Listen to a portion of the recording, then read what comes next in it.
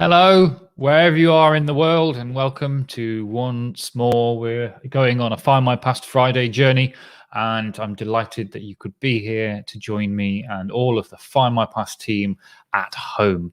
So, hello from Somerset. Daphne has added, and I'm sure there are many more coming in. Come in, make yourself at home, sit down, take a seat. Got lots to talk about, lots to do. We have Alex being very, very able and talented in the comments. He'll be shepherding things around and making sure that all of you get seen and heard.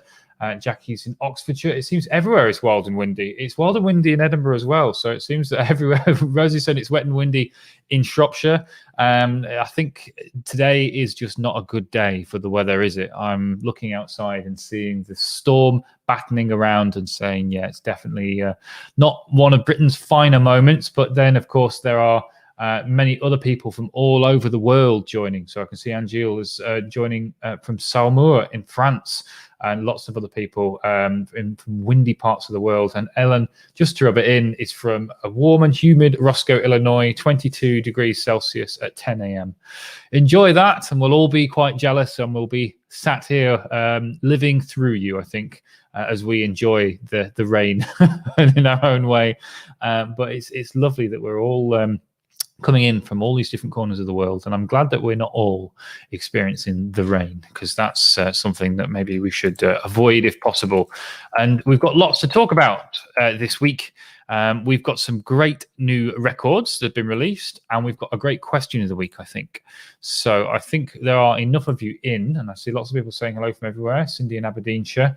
I see everyone saying it's wet and windy. Telford, Southport. So I see Ruth in New Jersey. Nicole is in Bilston. That's good. That's where many of my answers are from. And John has made a good point. This is Victoria Day weekend in Canada, as you remember Queen Victoria. So that's an anniversary that I didn't know about. So that's an interesting one. Is it connected to a particular date? Is it date of her death or birth or accession? That's one I'd like to know more about. If you want to tell us, John, that would be quite interesting. And I think we could all learn something there. It's nice to know about these other events and holidays from around the world, particularly ones that connect to our own families as well. I see some people in Australia. I see people say, Alex has said very much Happy Victoria Day. It's one that we'll add to our calendars from now on. It's going to be very exciting to celebrate some more events. And I know we've got Burns Night here in Scotland, and we have St. George's Day has been and gone in England. St. David's Day has passed. St. Andrew's Day is in November, so we've got that to look forward to in Scotland. But yes, we need a few more days to commemorate. I know some people were talking about Trafalgar Day maybe being a national holiday or something like that, or something to do with the Spanish Armada, perhaps, to give us a few more bank holidays. That would be exciting. I don't know if you've got any ideas for big anniversaries that we could make into holidays, but let's listen to those too, and we'll start with my favorite part of Find My Past Fridays, which is the new records that we've released. And this is a more exciting one than usual, because this is one that I've particularly been working on for some time. And I know I hinted at it last week, and it was one of those labors of love that's taken a lot of people in Find My Past a lot of time. And these things, sometimes it's hard to imagine the amount of time it takes from finding a record and saying, wouldn't our subscribers love this, to getting the record online and all the processes that goes through and all the numbers of people that work on it before it gets to the website. And this is a great example. So we've released almost 3 million new records from around Scotland. And what we've done here is we've created 3 new pots, 3 new places to search that make a little bit of sense. Modern and civil births, marriages, and deaths. So any of the government registers, any government burials, any records from modern sources, we've put here. Just like in Scotland from 1855 onwards, you look at civil registers. Here, from 1855 onwards, if you want to look at things that aren't church-related, then you can go and take a look in our modern and civil birth, marriage, and deaths. And the collection is quite substantial at the moment. I think there's about 7 million in there to begin with, the collection. There's 3 million editions. The the point is that it's going to grow, and there's going to be more too. So this is a starting point, and there are many more records to come, and there are more coming even in the next month or so. So keep your eyes peeled, and this collection will just keep growing, and it will be the place to look for your modern Scottish ancestors. So it's really, really exciting. There are some wonderful collections created by, said, the local government. Some have been created by family history societies or volunteers. We've got a great group of happy volunteers that have been making some wonderful transcriptions of different records from different councils around the country. And I'm very happy because my one of my ancestors' places, Dalry in Ayrshire, that Dalry cemetery is in there, and it is wonderful seeing all of those hints appear. And there are some great records from Lanarkshire, from the Lanarkshire Family History Society, from Bent Cemetery in Hamilton. And that's another one where I've got lots of ancestors. So I loved going into my family tree and seeing all those nice new shiny hints. It was fantastic. So I'm very, very excited by those. And there are national records as well. So if you have any ancestors from 1855 onwards, it's worth taking a look at this collection. It is fantastic. And it might give you a hint as to what might happen with other records in the near future. And there are some really big records coming for Scotland over the next few months. Maybe even again next week, there might be some more. So keep your eyes peeled. If you've got Scottish ancestors, then you're in the right place. I think we might even have the largest collection of Scottish records online now. And if not, we're very close, and we'll have to find out and get back to you on that. But that's a really exciting moment. And we're growing and adding these records that sometimes are from places you might not have thought about, or records that might never have been online before. So that's really exciting, as well as the core records that you've come to know and love and use on other websites like Scotland's People. We've also added a lot of newspapers. So we've got some new Scottish newspapers that have been added. The Glasgow Weekly Herald has had quite a showing from about 1865 to 1892. The Glasgow Weekly Mail, 1862 to 1892. The Inverness Advertiser and Ross-shire Chronicle from 1849 to 1885. The Inverness Journal and Northern Advertiser covering 1812 to 1848. And the Kirriemuir Free Press and Angus Advertiser, 1928 to 1949. A bit more modern, that one. And then not everyone has lost out here, because we've got some great newspapers from around the country and even the world as well. From the Blackpool Gazette and Herald, 1895 to 1919. The East Riding Telegraph from 1898. The Halifax Comet from 1903. Herald of Wales, 1882. Northern Weekly Gazette from 1910 to 1931. The Ripon Observer from 1889 to 1918. St Helens Examiner, 1889. Stockton Herald, South Durham and Cleveland Advertiser, 1893 to 1894. The Weekly True Sun, we mentioned that a little while ago, some more of those, 1835, 1839. And the Weymouth Telegram from 1883 and 1885 to 1886. So those newspapers are fantastic for those of you with ancestors in these areas. But again, as we say all the time, don't just look at the local newspapers. Stories were syndicated often. You'll find your ancestors in records and newspapers from all over the country and all over the world. Don't just limit to that local paper. Take a look at any. All of these might have your ancestors, no matter where they're from. So just keep going back and keep looking at these records, and fingers crossed you'll find a new thing. And do tell us if you do. Go to the Find My Past forum, or perhaps go and tell us here when we have our wonderful Find My Past lives. And so what a great bumper crop of records we had this week. Really good. I'm looking forward for everyone talking about all the things they found.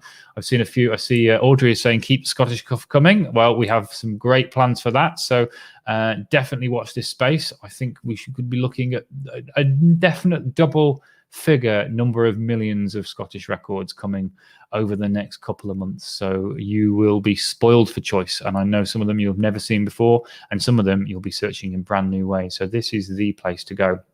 Karen has asked, would this include institutional deaths? It would for some instances, so it would depend. So the civil registers that are in this collection will include all deaths, no matter where. The council burials, many people who may have died in an institution may be buried in a council burial site.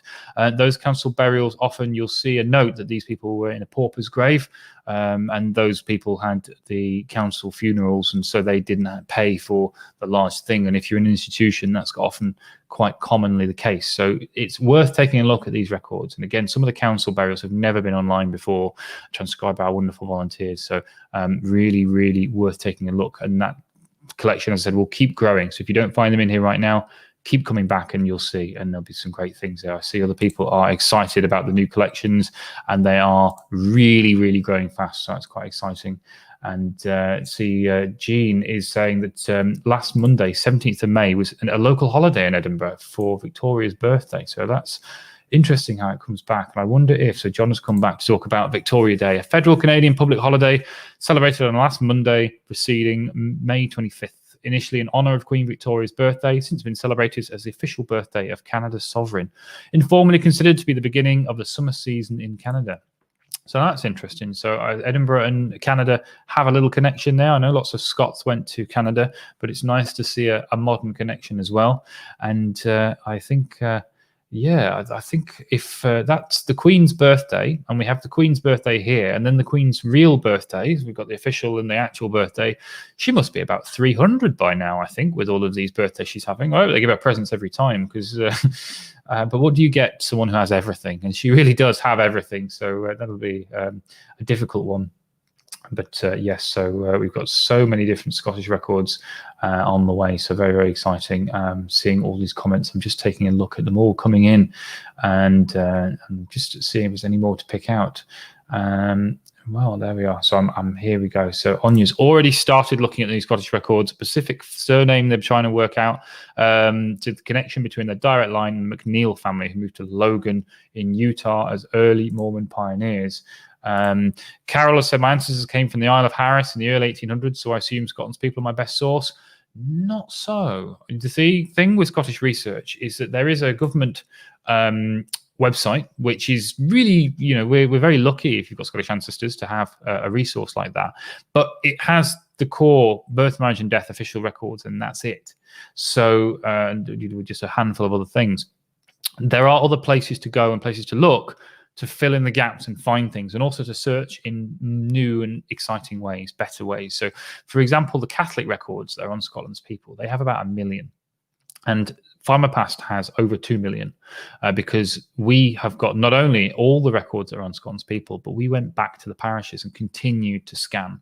And so we've got records that you won't find anywhere else. And the same goes for many other kinds of records. And there are lots of records that you won't find on Scotland's people or anywhere else because they're from local family history societies. And we've got these wonderful partnerships with these societies that really know the areas and they know their stuff more than anyone. There's some great records and records from organizations like one of my favorite record collections is the Glasgow smallpox inoculations from 1800 to 1850. And those are records from the Royal College of Physicians and Surgeons of Glasgow and things. And they were never indexed, never transcribed before. And you can search through these people who are having these injections. As we know now, as we're all in the midst of our vaccination, these people needed 2 vaccinations, and in this period of time it was considered an act of charity for these surgeons to go to the poorest parts of Glasgow and give these inoculations to try and save them from the ravages of smallpox, because these were really deprived areas at the time. They did a bit of a system to make sure that people went back for their second vaccination, because a lot of people had their first and then they'd never see them again, and that's a bit of a problem. So they would charge them a penny, and then when they came back for the second one, they get the penny back. So that means that you have this then note of when someone came back for their second vaccination. But of course, because it's such a poor area, and this is before civil registration, possibly before these people have even been baptized, these people may have perished. And so this might be the only record that survives of some of these young children in the centre of Glasgow. And these are the kind of records that you'll find on websites like Findmypast. And we're really proud of the massive Scottish collection that we're growing, and the core collections as well that you'd be really interested in looking at. I said you can search in new ways and things, particularly the Catholic collection I mentioned earlier. Harris is an area that is fairly Catholic. I think it's still about 50% or so now, even today. And so I would really be looking at those registers and hope that perhaps we might have something extra that you haven't got on Scotland's people. But of course, use every website you can. That's the important thing. Whatever your ancestry, whatever your heritage, use them all, but you know that there are unique records on Findmypast that you won't find anywhere else, that mean that you should definitely search names. You should definitely take a look and see what you can find and look at those records to find out a little bit more detail. And the areas that we're strong in, we tend to be really strong in, so it's really worth taking a look in. So let's see what else we've got. And Victoria is saying that the COVID vaccination records should be huge. Then, or maybe in maybe in some years, then we'll be taking a look at those as well. It's interesting the records that our descendants might be using to trace their family history, and I wonder what they'd make out of things like Facebook. So there's many things to think about, and it is very, very interesting. See Marion saying their vaccination records in Ireland too. It was very much a charitable act by many Royal Colleges of Physicians and many local doctors who had the knowledge and the finance to do these kind of things. It was a kind thing to do to try and save a lot of people from illnesses that were now avoidable. And so there are some great vaccination records around. We see here, Jimmy has said, my surname is Oxton, and I always assume my Oxton ancestors came from the village of Oxton in Cheshire.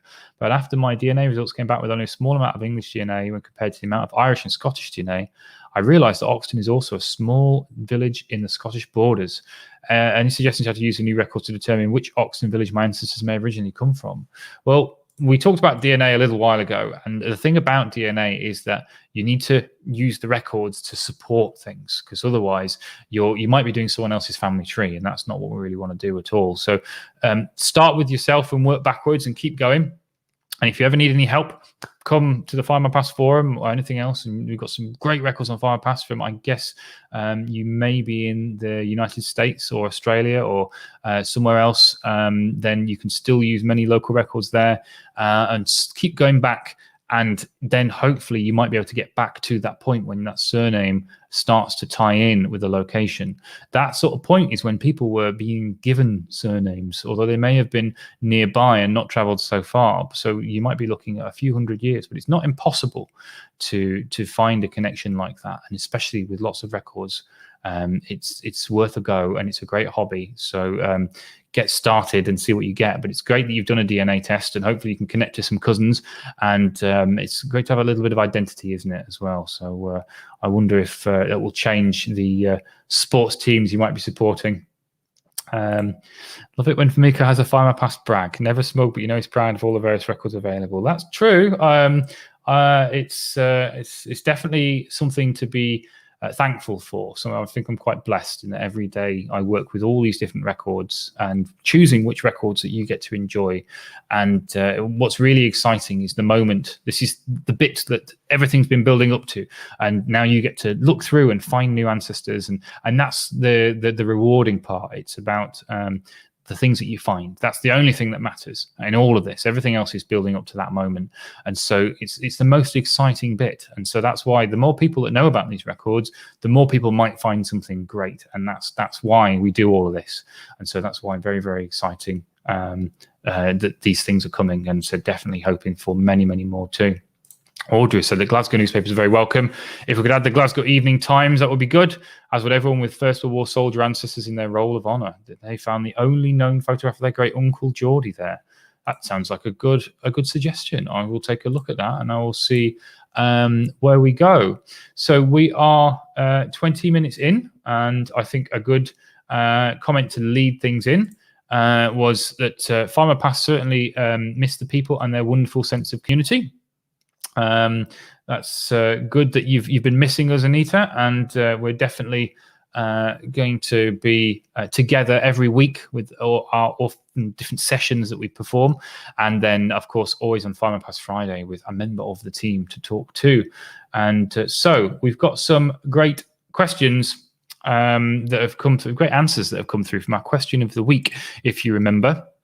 So the question of the week was something that got sparked by a conversation that I had this week, and it's that there's always that relation in your family tree that you just can't get enough of. You might not be massively related to them. There might be a fourth cousin, fifth cousin, anything. They might be a direct ancestor, but that one person you just need to find every single record. You need to know the whole story. No matter how distantly related you are, you just really have to tell the whole thing. It's one of those addictions, that one person, you just need to make that family tree profile perfect. And so I want to hear about all of the great ancestors and relations that you have had that feeling with, that you really, really want to find everything you can and go for there. So I can see some answers coming through, some great ones there, and I've got some old questions as well. And I see as it's never a Find My Past Friday without someone who might possibly be related to me. And I see an answer here from an Andrew Clelland. My paternal great-great-grandfather, Robert Clelland, or Clelland with two L's.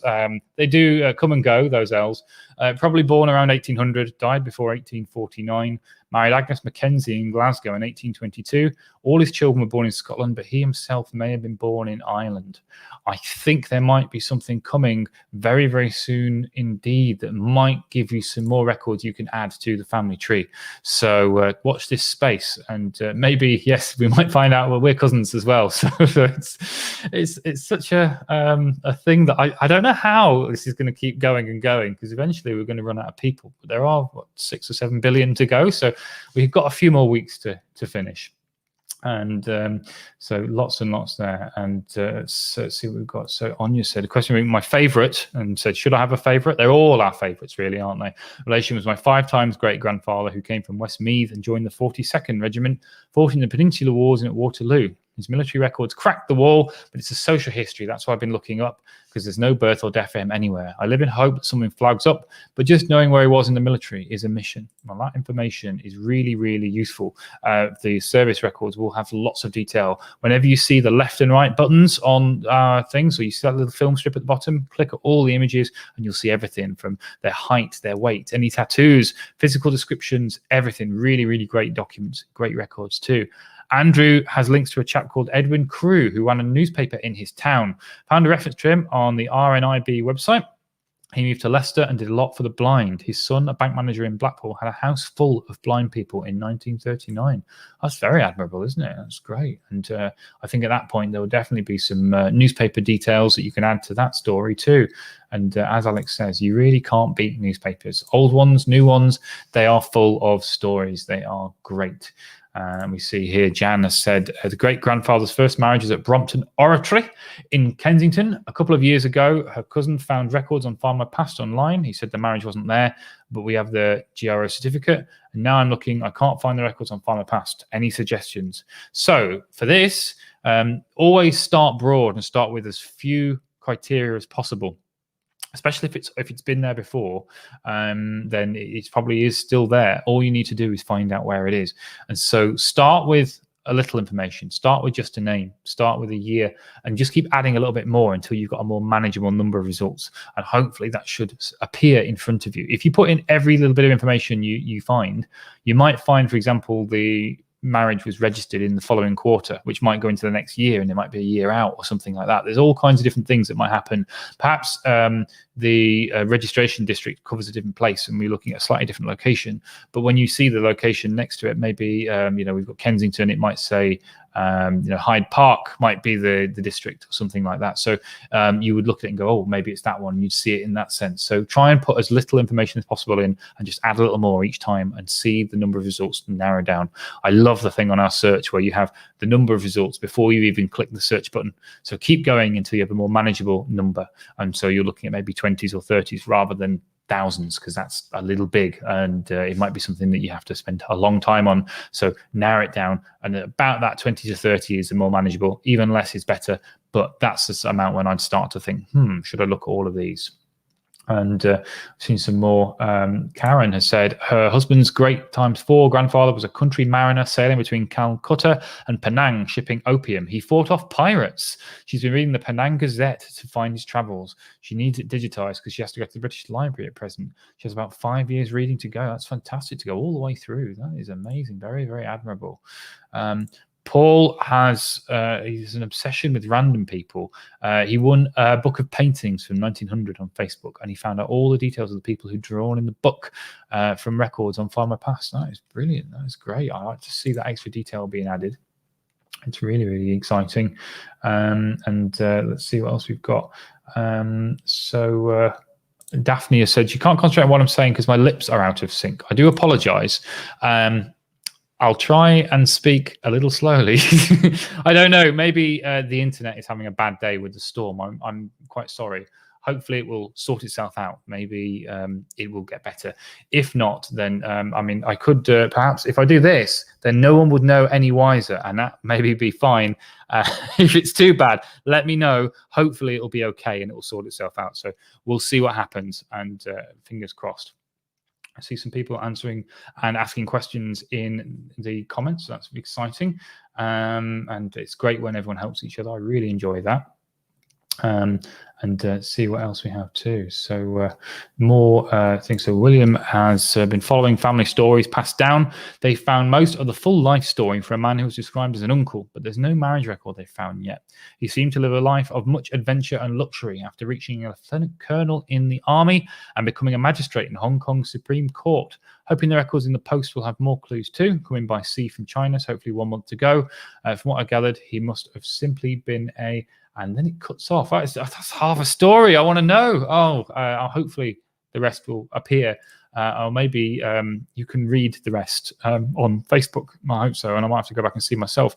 There are some interesting records from the Far East coming in the next, in a little while. So hopefully there'll be something for you very soon as well. So I do like it when there are things being worked on that I know are going to help you a little bit. So that's quite exciting. And see how we go. And got some more comments here. So Anya is also waiting for William's Hong Kong records coming back. So it's quite good. And it's very, very exciting to see other people with their comments as well. George's great uncle Samuel Blythe, born 1870 in Edmonton. He joined the army, and in 1902 he joined the Indian Police in Madras as a European head constable. No further record found. So again, maybe something coming quite soon might help you. Fingers crossed. Anita has said maybe it's time for a mask. Yes, it's been so long with wearing masks. I always have mine, by the side of me. With my little initials sewn into it. But yes, there's always time for that. And there we go. So another comments from someone else to help you out said, if you refresh your browser, then everything is in sync. And also a good point that if I keep my mouth uncovered, people who are hearing impaired might be better able to see. So I'll remember that, and I'll make sure I don't do that. So that's a good point. And other people saying that I'm fine there. And Carol has said as well that subtitles can work too, so keep an eye on those. And so everyone is now talking about my mouth, which is an interesting topic of conversation. But yes, it's great to hear about all these fantastic ancestors and relatives.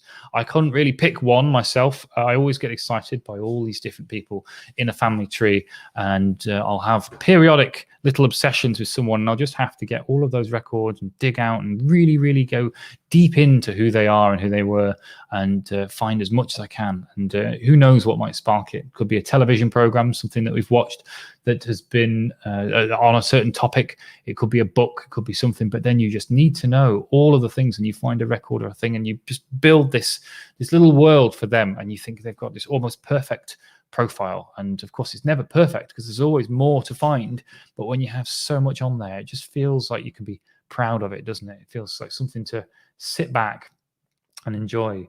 Carol has said, my mask looks like Otterburn tweed, the Northumbrian tartan. Very observant. It's a different kind of hound's tooth, I think, but I have got a number of different matching and what we say, complementary masks to complete my outfits. And I've seen Jean has looked in the new marriage set, and the part of it is from Murray Council. They've just found a bride's birth, marriage, parents' occupation, and where the couple lived, all on one page. That's a great example of why these records are really, really useful. And Daphne's saying all is well, they've refreshed. That's good. I'm glad that we're happy with that. Yeah, these records are full of detail, and some of them are really, really useful. So they are going to stand the test of time, I think, and especially I can't wait to come back and talk to you again about these great new additions in the regular updates that we have, and the many coming months that we'll be having more to show you. See, Linda said she likes all of her ancestors because she knows so very little about them, least of all knowing what they look like. That is the big question, isn't it? Knowing what our ancestors look like. It's one of those things that is really, really difficult to find a a photograph for if we haven't got them in our family. But that's why connecting with cousins, perhaps sending a message through the family tree is really useful, or maybe even looking at those newspapers. And as Audrey mentioned, there might be an obituary photograph. That's the only place I found a photograph of my great-great-grandfather, for example. I've used him in a number of talks. And there are other places like criminal records, merchant navy records, different places that will have had a photograph as part of it. Part of our new army service records that came relatively recently for the Second World War, we've got some enlistments from different places from the Scots Guards. These ones will even have photographs in. So there are a number of records that might give you a photograph. It's never a certainty, but it's always worth it. And if not, then start sending those messages to all those hints that you get on your tree from other people and see how they're connected to you, and see maybe if they might have a photograph in their collection they can scan for you, or that they have on their tree that might be the missing link. And I know I've found many that way doing that too. I see Val has said their mother, Margaret THS McFarlane, was born in Cowdenbeath in 1945. Any suggestions how I can trace her parents' names? Well, the first place to look, I think, would be civil registers. Everyone was in the register.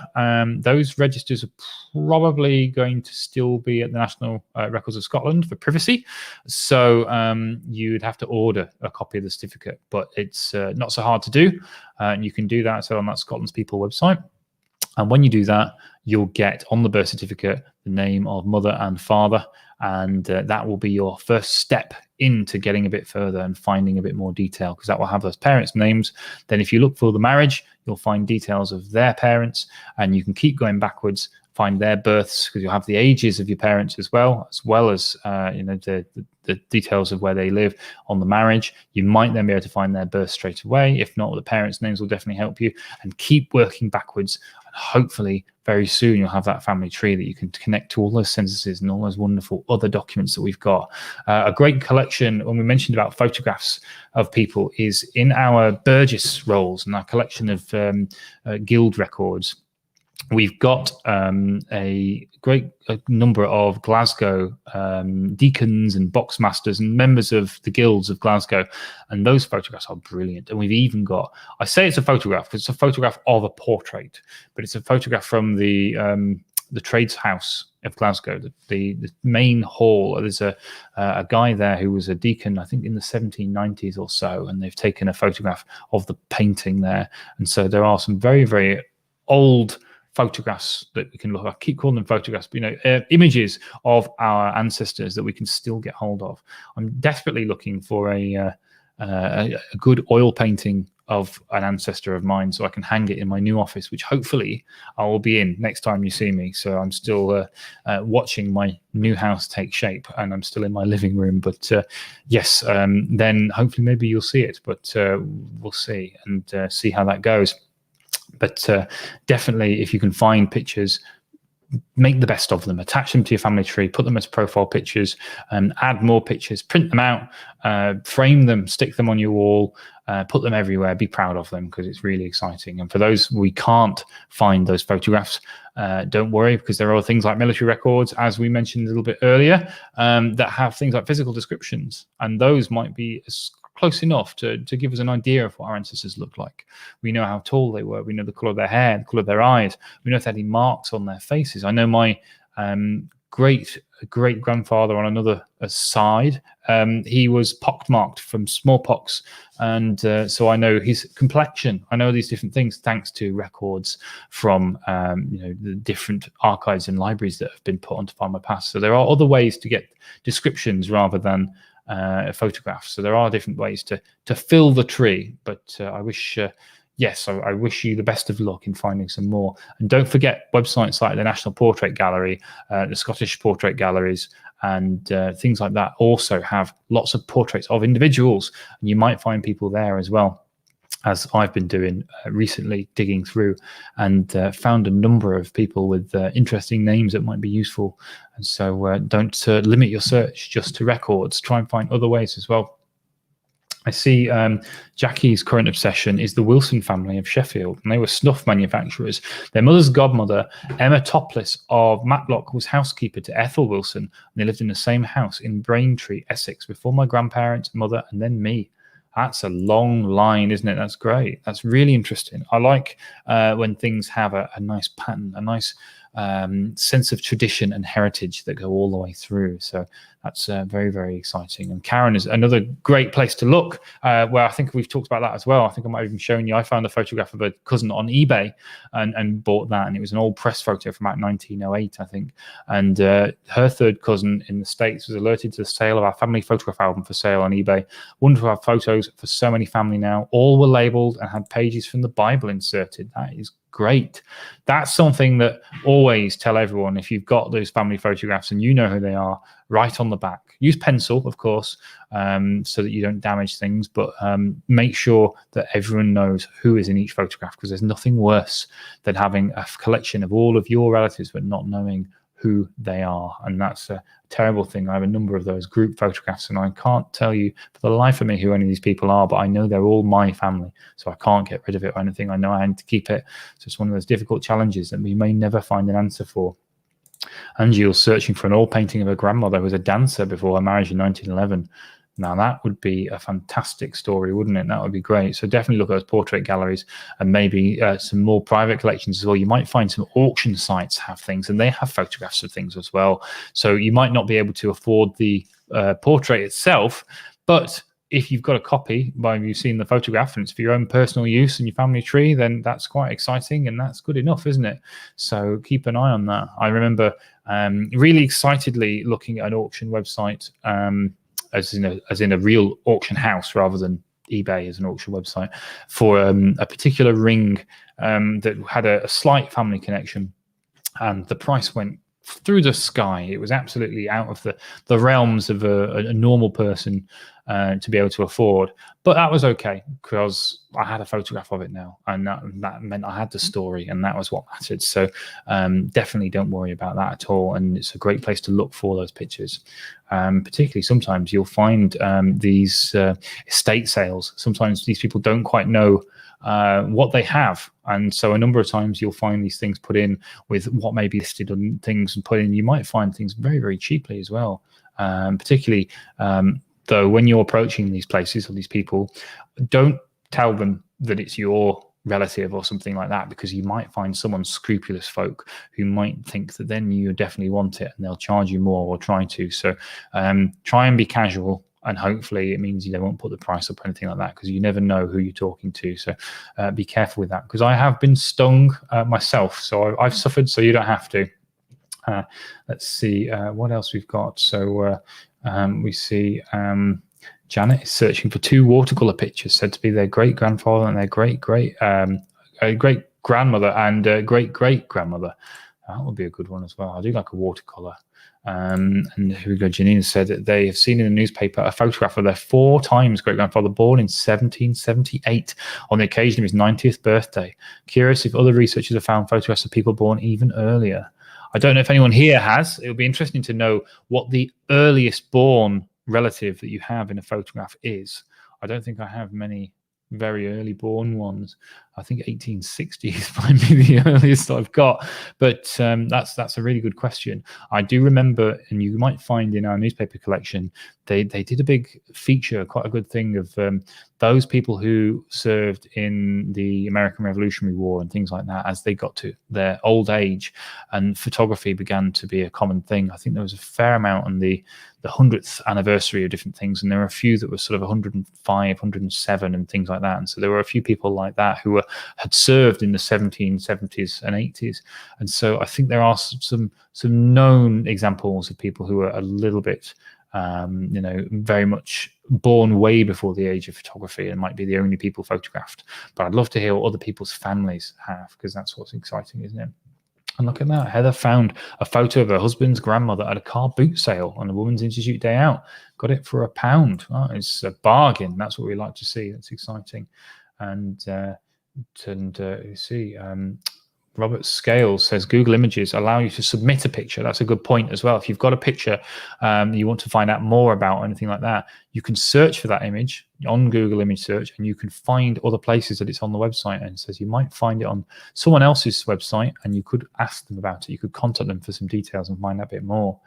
And Sue, that's a sad story, isn't it? I know of portraits of my 4 times great-grandparents in Melbourne, but the owner, a distant relative, won't even photograph them for me. Well, that's a shame. I think maybe give it some time, maybe ask again after a while or something, and hope maybe someone will find the generosity that we all need to keep going, because that would be a terrible shame if not. And I'm sure there must be a way, because that is really important to see those things.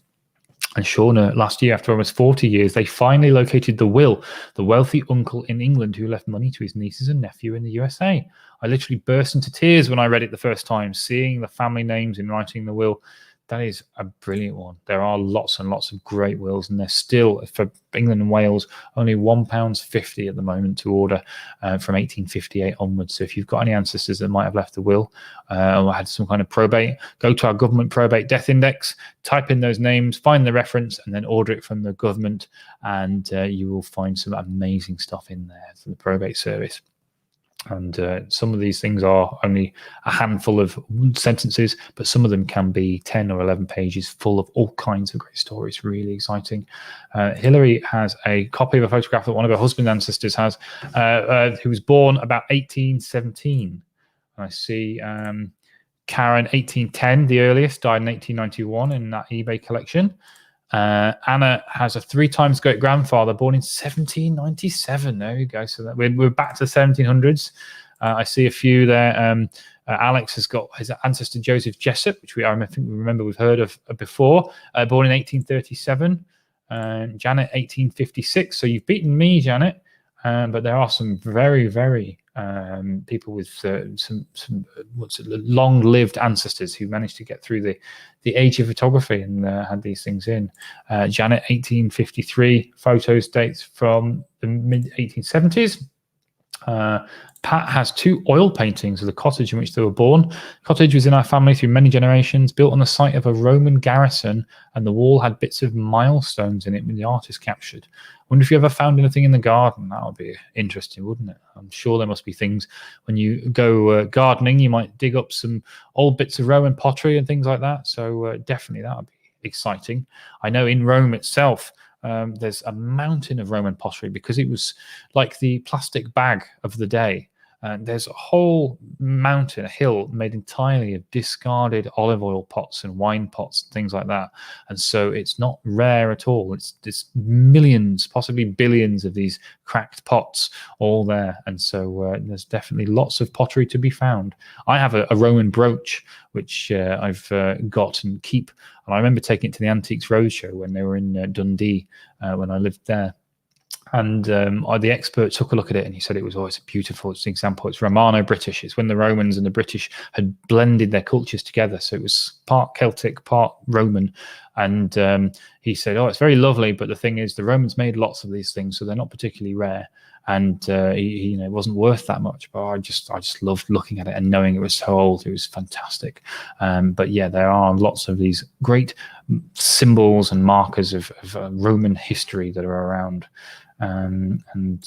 Claire said, for reference, when were the first photographs taken? I think they were the Hill and Adamson photographs and the Valentine photographs in Scotland were, I think they were the mid-1840s, but I know there was a French photographer who was experimenting a little bit before then. I think maybe the late 1830s, so I'm sure someone will know for sure. So we're looking at that kind of period, but it was very expensive to begin with, so it was an aristocrat's hobby. And slowly, as it got easier, new technology made things a little safer and requiring less exact hands to make these things. It became easier for the people to do, and it became cheaper. And you'll find many people then getting involved. And so newspapers in particular, newspapers were quite large back in the day, and photographs were a great way of filling up space, but they again were very expensive. So you're more likely to find things like drawings with photographs. I think the first mass market photography newspaper was probably about 1914 or so, although you will find some slightly earlier perhaps. Kay has a photograph of a painting of an ancestor born in 1706, hangs in a church in Grundhof in Schleswig-Holstein. That's fantastic. A nice part of the world there. I do like Lübeck. And that, if we count paintings as well, that is fantastic, isn't it? And that's 1706. I wonder if we add that, who else has got an early ancestor that they have a vision of, that they have from other things? Daphne has a lovely oil painting photograph of pipehead Donald Cameron, their great grandfather, playing the pipes during one of the wars, and that is really exciting. Wendy has the original photograph of their 3 times great grandmother, born 1792, and it sounds like you all have got me very beaten in this. And back to the Roman comment, Pat did find lots of things in the garden. Saminware, their playground was a Roman rig, and Onya's mum found Roman coins in the garden when they were in East Lothian. So they definitely got quite far up. The Antonine Wall, which is above Hadrian's Wall, that's still there. And they did get a little bit further as well. And that was when they met Calgacus, the Celtic warlord, who supposedly made that quote about they make a desert and call it peace, which I find very moving. Ellen was astonished to find Giuseppe Mentesi, a painter that was worked in a museum in Milan. Cannot figure just how we're related. So that's going to be an interesting one to dig through. And fingers crossed, because in Italy, particularly in the south, surnames are quite static. So fingers crossed that you'll find a connection and things, but it would depend on where that surname came from. It may be location based, it could be chance, it may be slightly different. I love some of the surnames that are very expressive in Italy, because we've got lots as well that are physical, and so they're related to things like, you may find someone whose surname is Small. It might be either because the person who took that name first of all was quite short, or perhaps it's a bit of a joke and actually they were really tall. But in Italy, they've gone, really full on with that kind of thing. And you have like a common name in my family, where my ancestors' names is Occupinti, which means small eyes. So I know that somewhere back, I've got a direct ancestor who had very, very tiny eyes. So it's quite an interesting thing to to think about. And there's all kinds of other ones that come through from different descriptions, and you might have known or seen the Godfather trilogy, and the guy who wrote the original books, Mario Puzo. Puzo means like a bad smell. So I know there are other things as well, that sometimes aren't as flattering, that might be relating to someone's physical characteristics that might stick with you for some time when you have your surnames. And Hilary has said that her husband has links to Francis Thrift, who took lots of early photographs. So that's interesting, because Francis Thrift has some wonderful photographs too.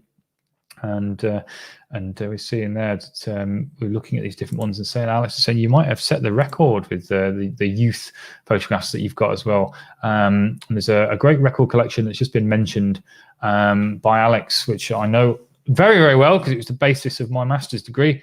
The Jersey German occupation identity cards, 1940 to 1945. If you've got relatives in Jersey at that point, they all had a photograph taken. And that's a great resource. That's fascinating to look at. Anyone 13 and over, anyone under 13 was on the back of their parents' cards, but then they might be in a later one as they got older, as this occupation lasted for quite some time. So definitely take a look at those, and they're a really, really interesting piece of history, and you find some really, really good stuff.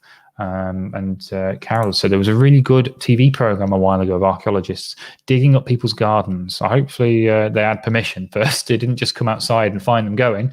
Quite a few Roman things were found in Benwell Gardens near Newcastle on Tyne. Oh, that is interesting. There are lots and lots of these little markers that show history, that they're not so far away from us. And you think, where we stand, who knows what might have occurred just where we are. And I'm in a part of Edinburgh that I go for a walk, and I stand where George IV arrived in Edinburgh in the period when tartan became cool and fashionable. And all of the other little things, I see the spot that Mary Queen of Scots arrived. I see all these things, and I think, wow, I'm just standing near all these things. It's amazing. And the Commonwealth War Graves Commission did a really interesting website for this week to talk about war graves, where you can enter your postcode if you're in Britain, and it will tell you who didn't come back, who lived nearby. And that's a really humbling thing to see, because you've got a name of someone who perhaps might have only lived a few doors away, and you know that they went to war and never came back, and that's really emotional, really moving. So that's definitely something to explore. Carol doesn't have portraits, but they have a family Bible with names. I'm very jealous. The family Bible is something that my family hasn't got hold of or have, and yeah, I'm very, very jealous of those who've kept it and been lucky enough to be the custodian of such a great piece of family history. There's always a family historian in every family, and I guess it's me, but I've obviously not descended from the family historian in the family, and someone else somewhere may have it. So it's very, very exciting to know that you've been entrusted yours. And there's a good point there. Alex said they were reading about the Oland massacre last night. A whole village slaughtered and left where they fell for 1,500 years. Into the modern era, children were warned never to play near it, and the site lay undisturbed and out in the open. Amazing how memories of ancient events can be passed down through the generations. And that is an interesting one. It's interesting how sometimes where things happened have been deliberately changed in their tone to make sure that we don't repeat the same mistakes, or that some things are not celebrated. So if you've been to Berlin and you've seen the Führerbunker, which is the final place that Adolf Hitler and the leadership of the Third Reich were ensconced at the fall of Berlin, Second World War, that's now a children's playground, and underground is still the bunker. They've tried to fill it a little bit, but it's still there. And so, you know, it's intact. It's been gutted, but it's there. And to stop it becoming some kind of shrine or anything like that for ne'er-do-wells, there's just a signpost that just tells you what is underneath where you sit. And now, as a kid's playground, it's got a new happy lease of life, and people aren't focusing on the past. And so there are things like that happen, which I think are quite useful. And the same I think they've done with I think it's the birthplace of the man, and I think there's a point to make sure that it's not in private hands, so that it doesn't become a shrine or anything like that. I think it's now a police station. I think now I remember reading about the debate about what might happen with that, and so there are lots of different things like that. Karen has just found a will using the probate index for 1963. It's great. Come back and tell us what you find when you get that certificate arriving, because that will hopefully give you lots of new information, maybe some new relatives, new things for the family tree, and hopefully some dates and things as well. So definitely come back and tell us. And we can see lots and lots of happy stories. And there's so William has got a family Bible on his mum's side. Distant relatives took photos of the one on dad's side and sent them to me, and that's good, because it doesn't have to be about owning the thing; it can just be about seeing it. So yeah, I definitely know of a few things that my other relatives have, and I don't need to own them, but I definitely wanted to see them, so I've taken some photographs and I've been able to see what's inside. Maz's husband's great uncle was all apprenticed as a printer in London, but he became a clown, well known in his day. He was also a photographer in Manchester and a publican in Liverpool. I have a poster for his benefit performance in 1887, and that is something that you want framed, and you want that on your wall, because that's a really, really exciting thing to see, and that is really great. And a good question, Elsie. So my name is Lahek. Are there many? The best thing to do is to search, put in a surname, and see how many you get back, and maybe try a location as well. Keep narrowing down and see what's there. But there might be quite a few. It might be quite rare. It will just depend, and particularly depending on where you're looking, I imagine that may have some French origin, and so you have to look through and see.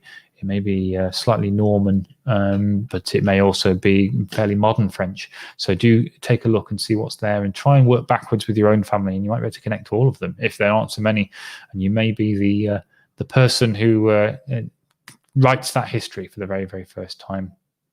Paul has a painting on their wall of John Ashton, their 11th first cousin, the Jacobite, hung for high treason in 1691.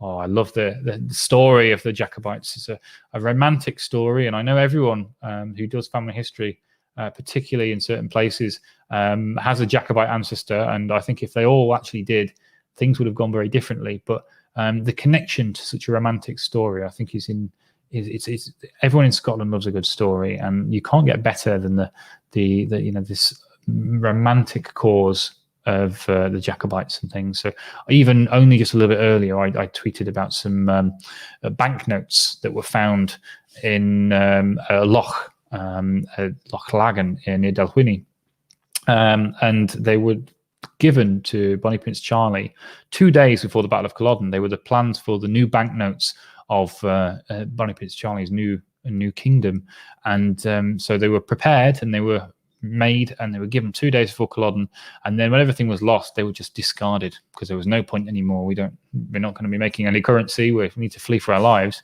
and they were found over 100 years later, and they were then used and kept in a private collection. But that kind of a history, it's fascinating. I love the histories that never were and the things like that, and I think it's something slightly magical about being able to wander into these different things. And Karen's got some good advice. Best advice I give to anyone with a Facebook account is to create a cousins group page. I found lots of cousins and we've joined forces to help share photographs. That is good, especially if you can find a distant cousin who's interested in the same bits of the family. Usually you might be able to club together and you might be able to help each other, and I like doing that. I like collaborating when it comes to family history, because it can be quite a solitary affair, and it's really exciting when we can work with other people, whether it's family history societies, the Findmypast forum, people working together, or it's coming here and chatting. But if you can get a third cousin, fourth cousin, fifth cousin, doesn't matter how far away they are, and you're both looking for the same ancestors, you can maybe share your research, your resources, everything. You can work out where you can both target and see where you can get, and hopefully you might both get a bit further. So that's really exciting.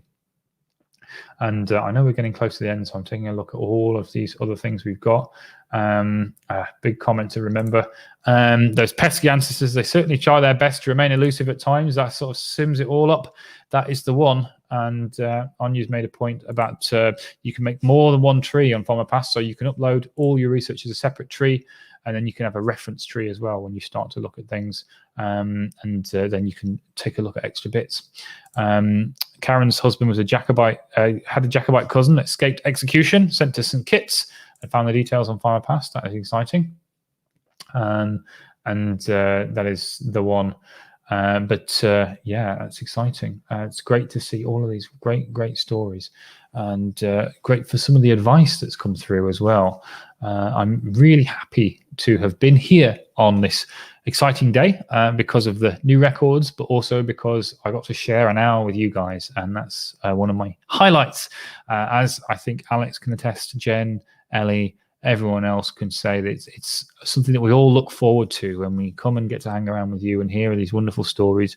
One day we'll all meet together, I'm sure, and we'll talk in person. I'm looking forward to that day at some point. But in the meantime, we are going to be here as usual on Fridays during the week, and we'll be here on the Findmypast forum and on Findmypast just to talk to each other, to share all of the highs, the lows, and the in-betweens of family history. And you've got lots more to discover every single week with all of those new releases, and we've got always plenty to talk about. So keep tuned for more Scottish releases, but they're new records from all over the world. So if you haven't got Scottish ancestors, don't worry, you might well do in the future. But if not, still don't worry, because there are going to be more records and more records that might help you as well. We're the only website that releases new records every week, and it's always worth going and taking a look at those. So thanks very much for joining me.